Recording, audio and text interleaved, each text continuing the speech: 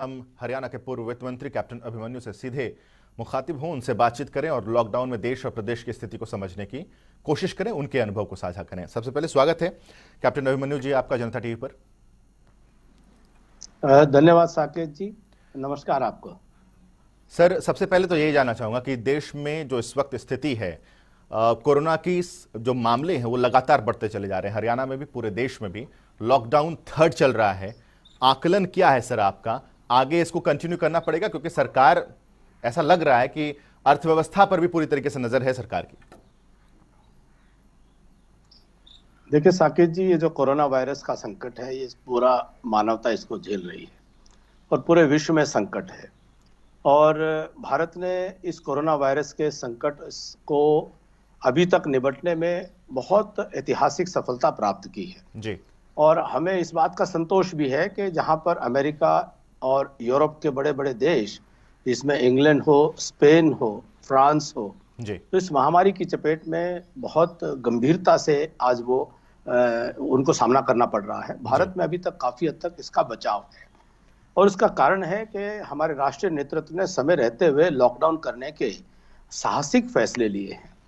तो ऐसे में आज हम सब, पूरे दुनिया में 150 देश इससे संक्रमित हैं और हम सब इसको समझ चुके हैं जी कि इस वायरस का आज, जब तक कोई वैक्सीन नहीं आती, जब तक कोई इसका ट्रीटमेंट नहीं आता, ये एक एग्रेसिव वायरस है और ये बहुत ही इसके गंभीर परिणाम हो सकते हैं जी। और इसका केवल मात्र एक समाधान है कि इसको बढ़ने से रोकने के लिए, इसके संक्रमण को रोकने के लिए कांटेक्ट जो है वो ना हो, फिजिकल डिस्टेंसिंग और सोशल डिस्टेंसिंग को मेंटेन करना ही इसका एकमात्र उपाय है जी। और जब तक कि ये वैक्सीन नहीं आती, जब तक कि इसका इलाज नहीं होता, जी। अगर कोई ये कपोल कल्पना करता है कि हर्ड इम्यूनिटी हो जाएगी, तो वह साइंस और लॉजिक कम से कम आज उसकी इजाजत नहीं दे रहा है। जी। तो हम इस संकट के साथ में इवॉल्व हो रहे हैं। संकट से निपटने के तरीकों को समय के साथ भारत के लोग, आज नागरिक, हर नागरिक समझ रहा है जी। और एक नए प्रकार के जीवन दिनचर्या, एक नए प्रकार की जीवन शैली, एक नए प्रकार का व्यवहार आज आम आदमी विकसित कर रहा है। और मैं समझता हूं कि इस लॉकडाउन ने, जहां एक तरफ इस महामारी को रोकने में बहुत बड़ी भूमिका निभाई, भविष्य में भी अगर इसमें समय लगता है और इसमें और कुछ इसका कोई ट्रीटमेंट नहीं आ पाता है, तो एक आम समाज में जिस प्रकार से लोगों को व्यवहार करना चाहिए, एक इस व्यवहार का एक अच्छा अभ्यास हुआ है। हम सजग हुए हैं। अर्थव्यवस्था की जहां तक बात है, धीरे धीरे जो इकोनॉमिक एक्टिविटीज हैं, जो एसेंशियल सर्विसेज से लेकर के और इकोनॉमी को भी जो चलाए रखें, जैसे कहा गया कि जान भी चाहिए और जहान भी चाहिए जी, लेकिन जान है तो जहान है जी। तो हम जान को सुरक्षित रखने की प्राथमिकता है और जहान को भी चलाए रखना वह भी जान के लिए आवश्यक है। इसीलिए उसको धीरे धीरे अनुभव के साथ में आज इकोनॉमिक एक्टिविटीज को खोल करके देखा जा रहा है और मैं उम्मीद करता हूं कि भारत का जो अभी तक जो ग्रोथ रेट जो कोरोना वायरस का प्रतिदिन आ रहा है, लगभग 74,000 टेस्ट प्रतिदिन होने के बावजूद भी आज हमारी 11-12 दिन में डबल होने की ग्रोथ रेट आई है, जो अभी तक 15 दिन, आज से 2 दिन पहले 15 दिन के अंदर डबल होने का था। 5% की ग्रोथ रेट पर हमारे जो अफेक्टेड जो पेशेंट थे वो बढ़ रहे थे। 2 दिन में चूंकि रिपोर्टिंग ज्यादा हुई है, उसके कारण से वो ग्रोथ रेट 7% पर आई है। तो अभी भी 11 दिन 12 दिन में जो डबल होने का है, ये बहुत सेफ माना जा रहा है। परंतु ये कितने दिन तक चलेगा, कब तक चलेगा और इसमें अगर ये बढ़ता है तो क्या लॉकडाउन की आवश्यकता पड़ेगी जी? या अगर हम अपने व्यवहार में इतना सुधार ला चुके हैं कि हम कोरोना का बढ़ने नहीं देंगे, तो इकोनॉमिक एक्टिविटीज को और खोला जा सकता है, चलाया जा सकता है। इसी तरह से हमको इस वायरस के साथ में अपने आप को सीखते हुए निपटने का अभ्यास और अनुभव करना पड़ेगा। कैप्टन अभिमन्यु जी, दिल्ली के मुख्यमंत्री की तरफ आपका, उस बयान की तरफ आपका ध्यान लेकर जाना चाहूंगा जहां पर उन्होंने कहा कि कोरोना वायरस का वैक्सीन अभी तक नहीं है, तो हमें इसके साथ जीने की आदत डाल लेनी चाहिए। क्या केंद्र सरकार भी, चूंकि अर्थव्यवस्था एक बहुत बड़ा मसला बनता चला जा रहा है, क्या वाकई अब कोरोना के साथ जीने की आदत डाल लेनी चाहिए जब तक कि इसका वैक्सीन नहीं मिल जाता? देखिए साकेत जी, ये तो एक स्पष्ट है, एक साइंस की बात है जी कि कोरोना वायरस एक महामारी है जो पूरे दुनिया में आज फैल रही है। जी। एग्रेसिव वायरस है, स्पर्श से बढ़ता है, कांटेक्ट से बढ़ता है, और यह किसी न किसी कैरियर के माध्यम से किसी दूसरे व्यक्ति तक पहुंचता है, और इसकी कोई वैक्सीन आज के दिन उपलब्ध नहीं है। जी। वैक्सीन की खोज हो रही है, इसका कोई ट्रीटमेंट अभी उपलब्ध नहीं है। और ऐसे वायरस पहले भी हैं, जो इबोला वायरस है या एड्स की बीमारी है, जिनका आज तक कोई वैक्सीन नहीं मिल पाया है, परंतु इसकी एग्रेशन की जो पोटेंसी है, इंटेंसिटी है, वो ज्यादा है। जी। तो हमको इसलिए इसको लेकर के ज्यादा सावधानी रखनी पड़ रही है। परंतु वैक्सीन डेवलप होते होते, मास प्रोडक्शन में आते आते, पेशेंट को मिलते मिलते, ट्रीटमेंट इसका इवॉल्व होते होते समय लगने वाला है। और इतिहास में पहले भी ऐसे वायरस हुए हैं जिन्होंने लंबे काल तक वो एक्टिव रहे हैं।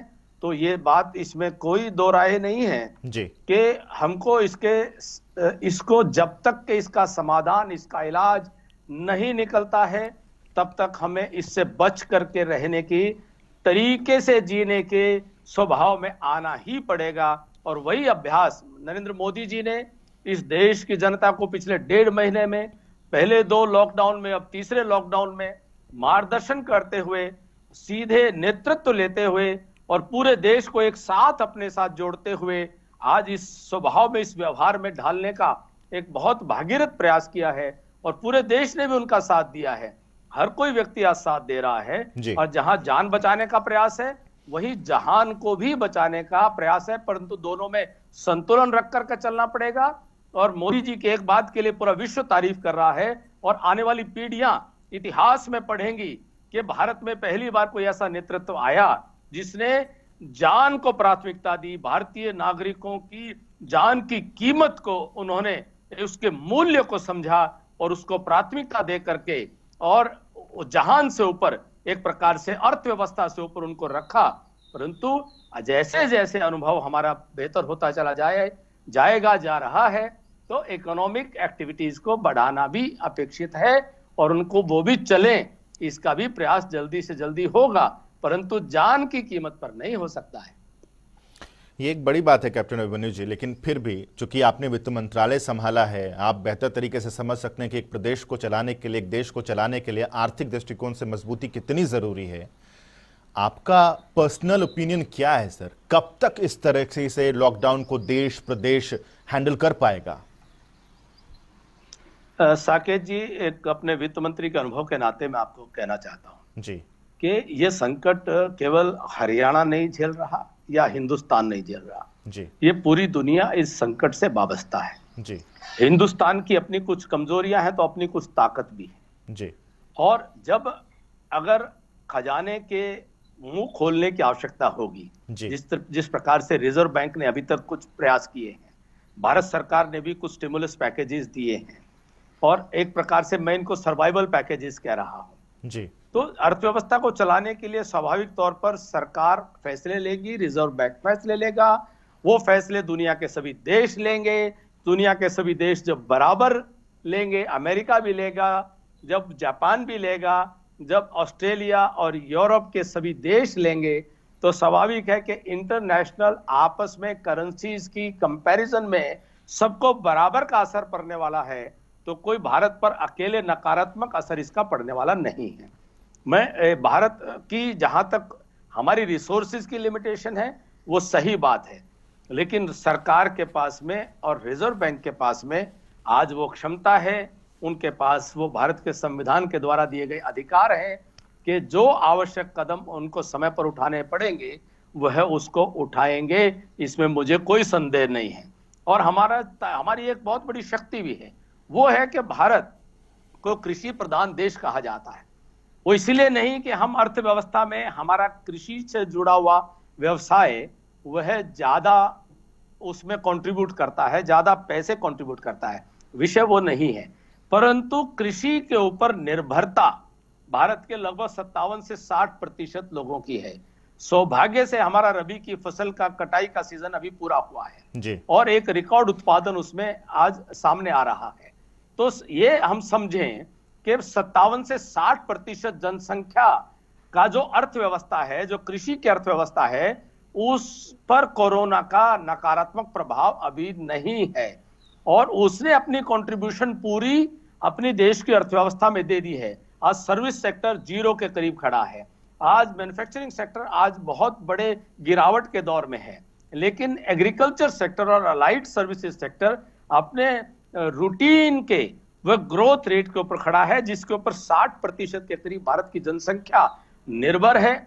इसीलिए तो ये एक बहुत बड़ा बचाव भारत का एक दृष्टि से हुआ है, परंतु इसमें आवश्यक ये है जी कि किसान को, मजदूर को उसकी फसल का जो भी उत्पादन मंडियों में आ गया है जी वह जल्द से जल्द किसान मजदूर को उसका भुगतान हो जाए। तो जब किसान मजदूर हमारे अर्थव्यवस्था के पिरामिड के बेस पर बैठा है और जब वो कंज्यूमर के तौर पर उसकी जेब में पैसा होगा तो उसका सीधा सीधा जो परिवार के खर्च करने के लिए जो व्यय करेगा, वो चाहे वो स्थानीय आड़ती हो, छोटा दुकानदार हो, वह हर प्रकार की इकोनॉमिक एक्टिविटीज की वहां से शुरुआत होगी।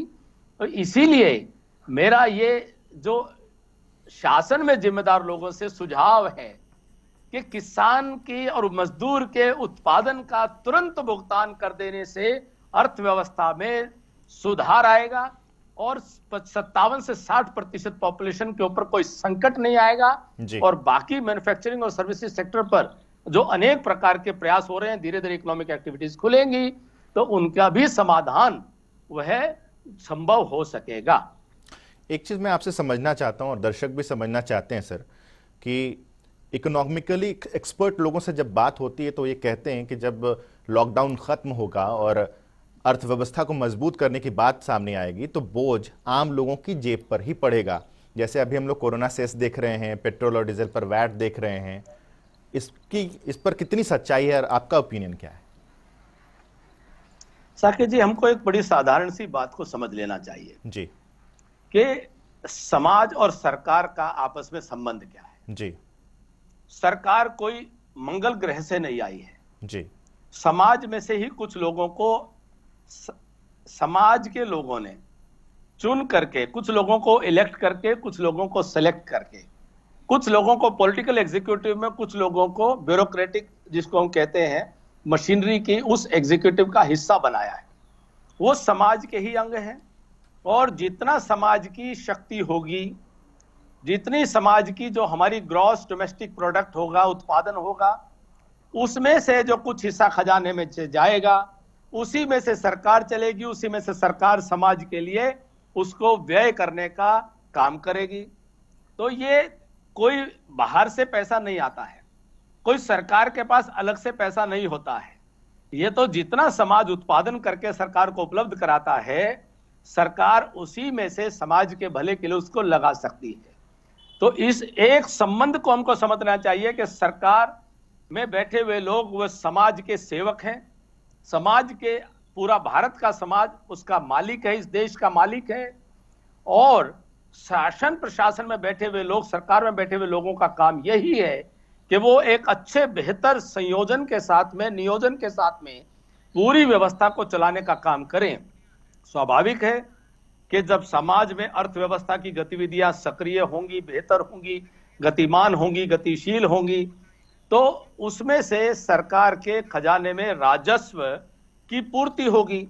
और अगर सरकार के खजाने में राजस्व नहीं आ रहा क्योंकि इकोनॉमिक एक्टिविटीज नहीं हो रही हैं, खरीद बेच नहीं हो रही है, जीएसटी नहीं आ रहा है, वैट नहीं आ रहा है, या आज इनकम टैक्स को भी पोस्टपोन करना पड़ रहा है क्योंकि आम बिजनेसमैन भी अपने अपने बिजनेसेस में वह अपने एम्प्लॉयज को सैलरी देने का अधिक से अधिक अपने कैश फ्लो में से कोशिश कर रहा है। हर कोई इस आर्थिक संकट से जूझ रहा है। तो ऐसे में सरकार जो भी निर्णय लेगी, रिजर्व बैंक क्या कर सकता है? रिजर्व बैंक मॉनेटरी पॉलिसी के तहत वह कुछ रिलीफ दे सकता है। रिजर्व बैंक कुछ एक्स्ट्रा पैसा प्रिंट करके वो बैंकों के माध्यम से अर्थव्यवस्था में डाल सकता है, परंतु रिजर्व बैंक का काम लेंडिंग है। रिजर्व बैंक केवल एक प्रकार से लोन दे सकता है, उसको स्पेंडिंग करने का काम वह सरकार का योजना बनाने का है। जब सरकार स्पेंडिंग करेगी, सरकार उसको स्पेंड कर सकती है, सब्सिडीज में कर सकती है, सरकार उसको किसी प्रकार के लोन के ब्याज की माफी के तौर पर भी इस्तेमाल कर सकती है।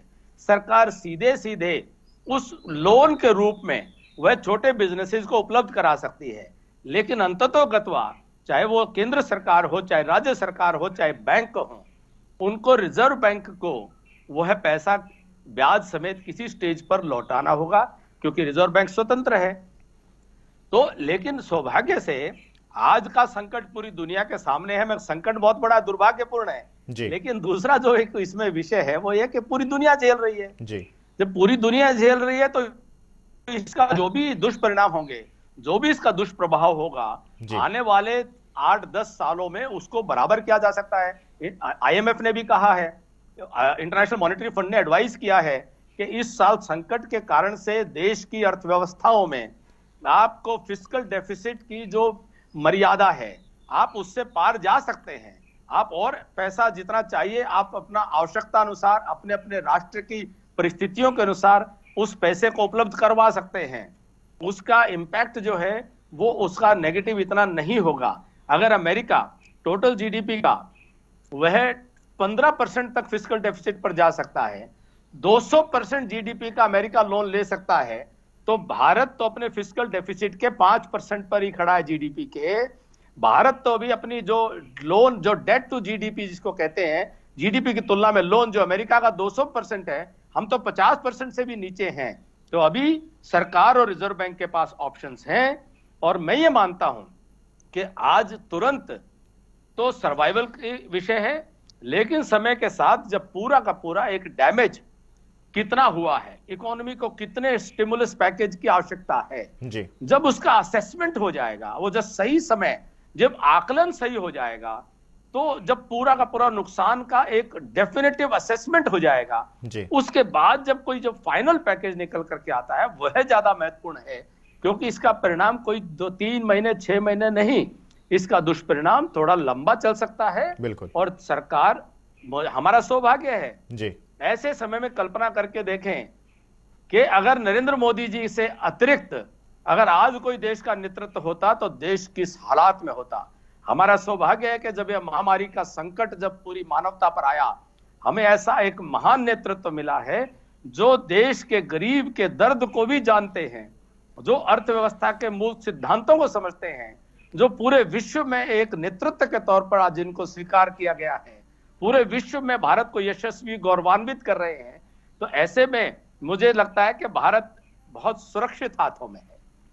कैप्टन अभिमन्यु जी, एक चीज और मैं आपसे समझना चाहूंगा कि ये तो एक फेज है जहां पर हम लॉकडाउन को पूरी तरीके से देख रहे हैं और धीरे धीरे अब उसमें कटौती भी देख रहे हैं, लेकिन जब लॉकडाउन खत्म हो जाएगा और पूरी तरीके से आकलन भी हो जाएगा, प्राइवेट सेक्टर्स की तरफ मैं थोड़ा सा आपका ध्यान लेके जाना चाहता हूँ। उन कंपनी के जरिए रोजगार के बहुत सारे अवसर मुहैया होते हैं, बहुत सारे लोगों को रोजगार मिलता है, लेकिन उसकी भी कमर टूटी है। आपको लगता है कि केंद्र और राज्य दोनों सरकारों को इन प्राइवेट कंपनीज को भी सपोर्ट करना पड़ेगा? करना ही पड़ेगा जी, और करना ही चाहिए। और आज के दिन देखिए, हम सब इस बात को समझते हैं कि कोई भी छोटे से छोटा दुकानदार हो या कोई छोटा से छोटा एंटरप्राइज, कोई बिजनेस हो, कोई भी बड़े से बड़ा इंडस्ट्री हो, वो अपने एम्प्लॉयज की 1 महीने की सैलरी कोई कैश में बैंक में बैलेंस नहीं रख सकता है। और 31 मार्च से पहले पूरे देश में लिक्विडिटी क्राइसिस सर्वविदित था, उसके ऊपर कोरोना का संकट आ गया। तो स्वाभाविक है कि वो बहुत बड़ा योगदान कर रहे हैं सारे बिजनेसेस। वो अपने एम्प्लॉयज को अपनी सैलरी वो जितनी दे सकते हैं वो दे करके एक कंटिन्यूटी को सस्टेन करने का, सर्वाइवल का काम कर रहे हैं। ये अर्थव्यवस्था में बहुत बड़ा सहयोग है। और मैं कहता हूं कि जो हमारे जो बिजनेसेस के अंदर जो आम नागरिक हैं, वो भी अपने अपने एंटरप्राइज की आज की इस विवशता को, मजबूरी को समझ रहे हैं, सब सहयोग कर रहे हैं। सब उसमें अपनी डेफर्ड पेमेंट हो, फरलो हो, अलग अलग प्रकार की आज स्कीम चल रही है, वो सब में सहयोग कर रहे हैं, क्योंकि सब इस संकट की गंभीरता को जानते हैं कि अब संघर्ष सर्वाइवल का है। ऐसे में जब तक वो बिजनेसेस हैं, जब तक वो उसको सपोर्ट कर पा रहे हैं, तो भारत सरकार ने नई योजना दी है कि एमएसएमईज को बैंक के माध्यम से सैलरी देने के लिए एडिशनल 8-8.25% के ब्याज दर के ऊपर लोन भी उपलब्ध कराने का दरवाजे खोले हैं, जिसको लेकर के बहुत एंटरप्राइजेज ने बैंक्स के अप्रोच करना शुरू कर दिया है। मैं समझता हूं कि इसमें और ज्यादा गति देने की आवश्यकता है। वहीं सरकार को भी जो ऐसे राशि हैं, ऐसे पैसे हैं जो केंद्र सरकार हो, राज्य सरकार हो, जिसको उन्होंने बिजनेस से कोई सर्विसेज ली है, कोई प्रोडक्ट लिया है, कोई गुड लिया है, कोई ठेका पे काम करवाया है और सरकार ने उसकी देनदारी, उसकी पेमेंट करनी है, तो सरकार वो पेमेंट, ना तो वो लोन है, ना वो सब्सिडी है, वो बिजनेस का एक बोनाफाइड राइट है, वह सब राज्य सरकारें, केंद्र सरकारें उस पैसे को जितना जल्दी रिलीज करती हैं तो वो पैसा तुरंत इकोनॉमिक एक्टिविटी में वह इस्तेमाल होगा, वह एम्प्लॉयज की सैलरीज में जाएगा, वह अपनी जो उनके सप्लायर्स की पेमेंट में जाएगा, वह सप्लायर्स के जो एम्प्लॉयज हैं उनकी सैलरी में जाएगा। तो सरकार के स्तर पर अगर कोई भी इस इकोनॉमिक फ्लो में अगर कहीं भी चोकिंग है, कहीं भी एक कोई क्लॉट आया हुआ है, उसको सरकार को तुरंत प्रभाव से निर्देश जारी करके और वो पेमेंट रिलीज कर देनी चाहिए, क्योंकि वो ना लोन है, ना सब्सिडी है, ना कोई उधार है, उनके द्वारा दी गई सेवा या सामान या काम का वो है एक पेमेंट है जो उनका अधिकार बनता है। इसीलिए इसमें सरकार अगर इस प्रकार के स्टेप लेती है और इस सब के बाद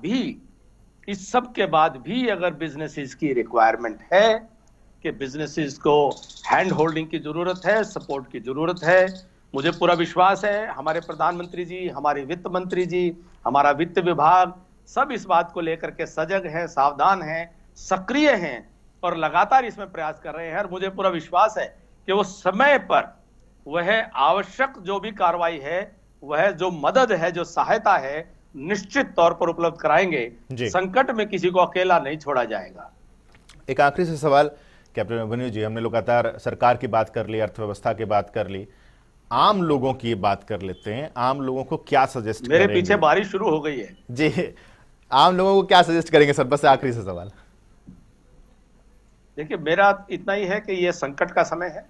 संकट में अपने जीवन के, दिनचर्या के नए जो हमने अनुभव किए हैं, कोरोना को हम किसी भी सूरत में, कोरोना से भारत नहीं हारेगा, कोरोना को जीतने नहीं देंगे, हम जीतेंगे और कोरोना को हरा करके दम लेंगे, लेकिन सब आपस में सहयोग करेंगे, फिजिकल डिस्टेंसिंग, सोशल डिस्टेंसिंग का पालन करेंगे, सैनिटाइजेशन का पालन करेंगे, मर्यादा में रह करके चलेंगे, धैर्य रख करके चलेंगे, एक दूसरे का साथ देंगे, एक दूसरे पर भरोसा रखेंगे, अपनी व्यवस्था पर विश्वास रखेंगे, अपने नेतृत्व पर विश्वास रखेंगे, तो इस संकट से हम निश्चित तौर पर उभरे जी और मजबूत होकर तो विश्व में एक आने वाले समय में, इस संकट के बाद, ये मैं कोई ज्योतिषी नहीं हूं, लेकिन जितना भी मैं समझ सकता हूं, भारत इस महामारी के बाद एक महाशक्ति बनकर के उभरने वाला है।